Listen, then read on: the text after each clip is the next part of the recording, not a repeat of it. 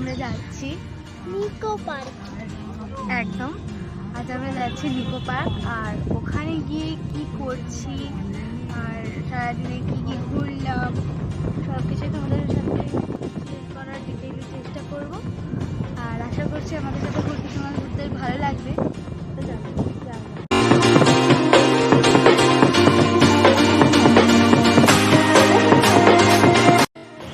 তো চলে এসেছি আমরা নিকো পার্কে। আয়ান এক্সাইটেড?